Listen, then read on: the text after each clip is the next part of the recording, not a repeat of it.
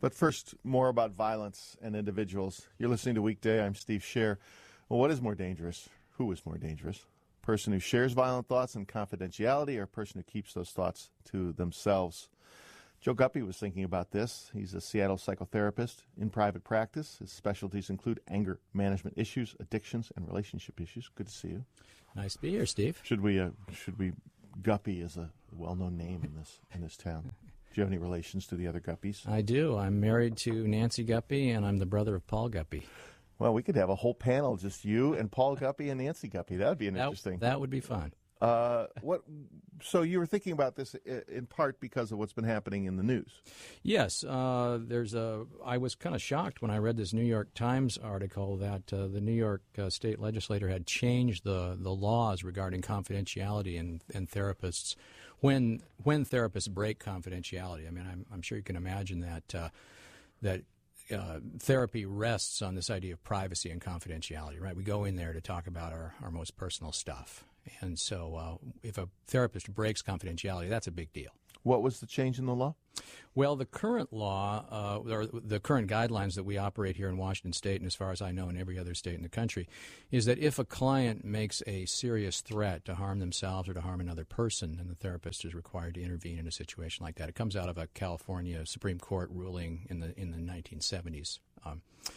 Now, the new language, and I'll read right from the New York Times article, it says, the New York statute requires doctors and other mental health professionals to report any person who is, quote, likely to engage in conduct that would result in serious harm to self or others. So there's a key shift there from the focus on what the client says, whether the client's making a threat or not, to what the therapist believes. Interpretation. Yeah, the therapist's speculations. I've often said that therapists, we're not fortune tellers, we're not mind readers, we can't predict the future any better than anybody else. And I think people wish that we could, but the fact is we don't have any greater powers of clairvoyance than the average person. All right, so a little more about this. What is it called? Tarasov? Yeah, that's the duty to warn. That's duty to warn. That is the Supreme Court, California State Supreme Court ruling that I was talking about. It was a tragic case. A client was told his psychiatrist, confessed to a psychiatrist, that he was considering or seriously thinking about murdering this woman he had dated.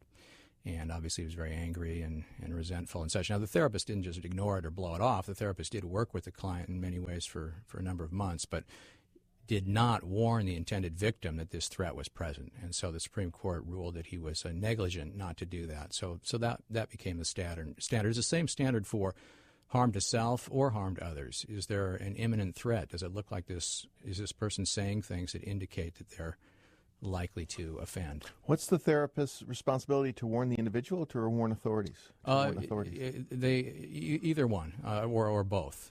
They have to take action. What I say to my clients, and see, the important thing to remember is that we have this conversation at the beginning, the first time we meet a client. We have a discussion about the limits of confidentiality. For example, child abuse. Most people know you need to call Child Protective Services if you find out about that.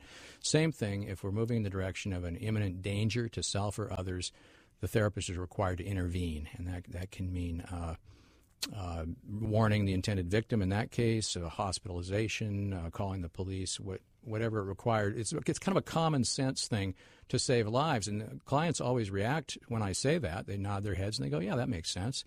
And if they are thinking of self-harm or harm to another person, I think it's actually a positive feeling. They go, oh, there's a limit here. There's a common sense limit here.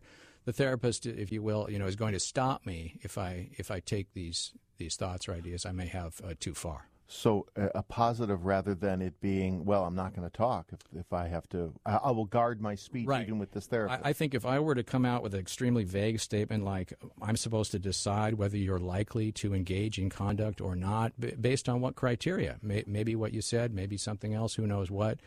It's so vague that it sets up this adversarial relationship, and rather than forming a therapeutic alliance with the best part of the client, which came up in the last discussion. Yeah. I found that very interesting, that whole question about what we have inside ourselves and our inner conflicts between good and evil. Well, the therapist wants to make an alliance with the positive, good part of the person who doesn't want to act out in this way. Now, if I'm perceived as a representative of the government, the investigator, the judge, right from the very start, how much disclosure do you think I'm going to get? And beyond that, how many people are not even going to show up in the counselor's office because the counselor is perceived as this judge or this policeman? Joe Guppy is a counselor, a Seattle psychotherapist in private practice. Well, and yet we want society to be protected. What's the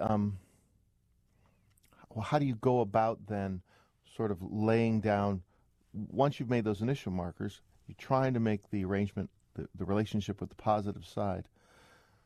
How do you draw out enough knowledge? How do you draw out from the client the information you need to understand about their interests, their concerns, and their potential dangers? I guess that's the job.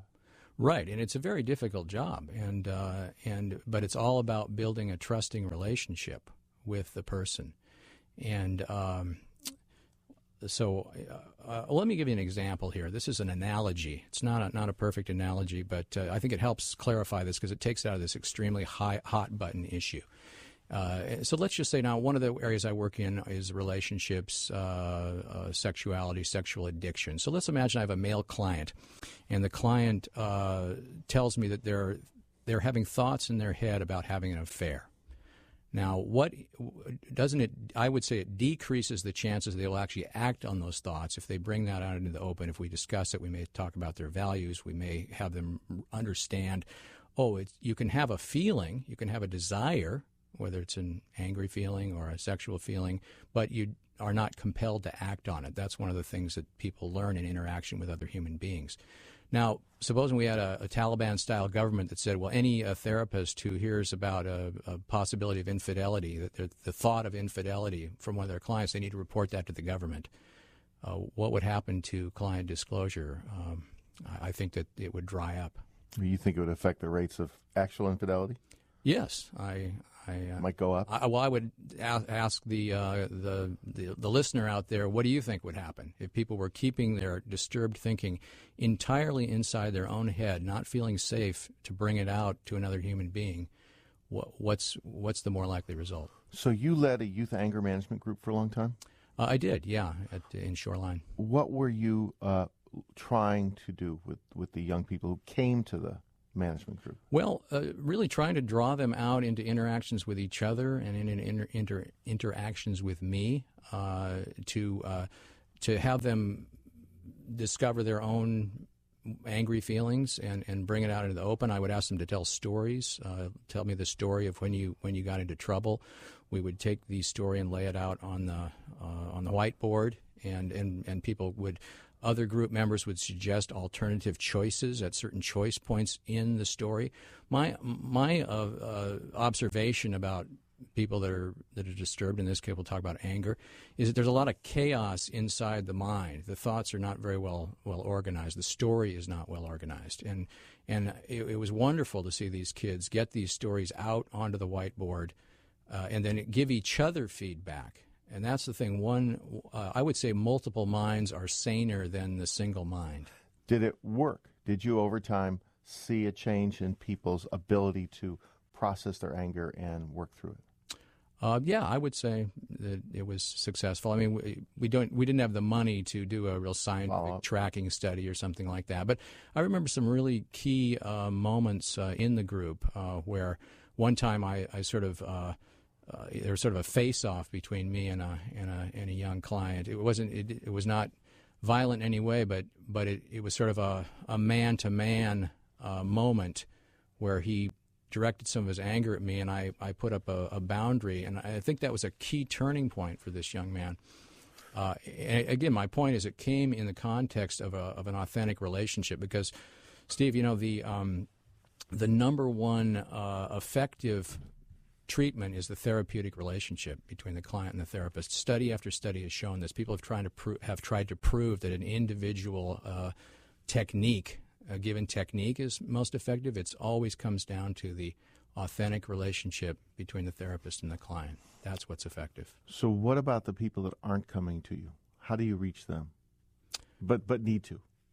Yeah, gosh, I'm not sure I have an answer for that one, other than the fact that I think these new laws by far keep people will keep people out of counseling. Now, I guess I could say in general, I'm in private practice, but in general, I'd like to see more funding going toward the mental health system.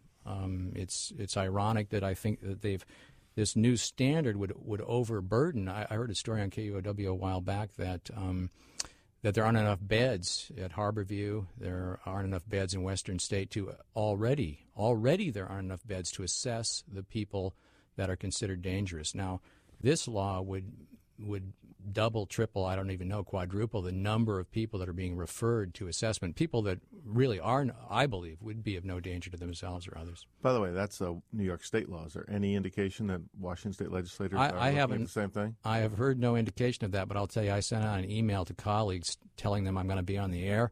I'm getting emails back saying, please don't let this happen here. You go. You go. Yeah. You talked to some of those young people in the anger management group about guns and whether they bring guns to school, whether they draw pictures of guns. What do they say to you about the gun in their life? Well, in that particular case, there were not youth that were dealing with guns. In that group, it never came up that the youth themselves had guns. So I can talk about that with regard to some other clients. But for young people, you just talked to them about it. You never had an issue with it. We never had an issue in that particular group. How do you talk to older people then about violence and their guns? Well, it's a very delicate topic. That's the one thing I learned. It often takes months of work with somebody before they'll come forward and talk about what kind of firepower they have. And there's only been a couple of instances where I've found out that people had some serious weaponry. In each case, I did the assessment of violent ideation, and it turned out I thought they were safe, but they're very wary to disclose in the first place because of I think these new laws kind of stoke the paranoia because they're leading the therapist to be seen as the person who's investigating whether they have guns or not. This new law would have the police come in New York State. The new law in New York State would have people would have the therapist would have the police come and take away the weapons if the therapist reported these things. Oh, that's very interesting because you know what most people talk about when they want to see increased focus on mental health. They talk about reducing the stigma. Reduce the stigma. Right. Should be a part of our health care system that we all deal with our mental health. Right. It's very interesting that the people who own guns are worried about the stigma attached to being a gun owner and how polarized that has become. Yes, exactly. Yeah. Where do you so you don't want this law to change. You want the confidentiality to remain sort of a little more concrete in the assessment. But how do we reduce the stigma? And not just for the people who need mental health, but for the people who own guns. In your own practice itself, what kind of conversations do you have with those folks about their guns? One thing I'd like to normalize is, and this kind of goes back to what the three amigos were talking about just before I came on, is to normalize the fact that we're all in inner conflict. We all have inner dialogue. Not to say that everyone's crazy. Sometimes I joke with clients. I say I'm not trying to suggest that we all have multiple personality disorder or we all hear voices in our heads. But the truth is we do kind of have voices in our heads that discuss things with each other. And so in a way, maybe I kind of say this in sort of a joking way, but I think we all ought to admit how crazy we all are in that sense. If that's the measurement of crazy, I don't think it is. Because we're all doing it. Because we're all doing it. We're all in an inner dialogue, inner conflict all the time. Can we listen inside our own? I'm a great proponent of awareness meditation, which allows us to listen to our own thinking. It's a great way to work with people that are angry, with people with addictions, because you start to become more aware of that discussion that's going on in your head. And so I think that takes away the stigma. If we talk more openly about the way, quote, we're all crazy in certain ways, and that we need each other and we need this open flow of relationship amongst the community, that where we reveal the way what we're really thinking about. And it's not the end of the world if you reveal that you have an angry thought or that you have a sexually inappropriate thought or something like that. Boy, talk about the stigma attached to that for normal people to do the kind of whiteboard working out of ideas and conflicts that you're talking about. That'd be a profound shift, wouldn't it? Yeah, because we're always guarding each other. We're always guarding ourselves. We call it impression management. Like, for example, I would say that you and I have a contract between each other right now that we're not going to attack each other. We're not thinking about that. It's just a contract that we made subconsciously as soon as we walked into the room. Yep. I am not going to jump across the table and strangle you. Okay. But see, it's interesting, in my background in comedy, I will bring forth sort of comedic or exaggerated examples as a way of acknowledging this kind of thing. Nancy and I do that ourselves often. We're very open about, Nancy's my wife, by the way, and we have a terrific marriage, but one of the things we'll do is joke about how... Just be clear. Yeah. We'll joke about how angry we might feel. And yet I would say, because we're so open about that kind of those kind of thoughts, we feel extremely safe around each other. More therapy and more comedy, Joe Guppy. I think that's my conclusion from this as well. Joe Guppy is a Seattle psychotherapist in private practice, thinking about confidentiality, violence, and how to be clearer with each other in our society. It was good. Thank you. And how we can be safe. And how we can be safe. Yeah. That's good. Thank you. Thank you.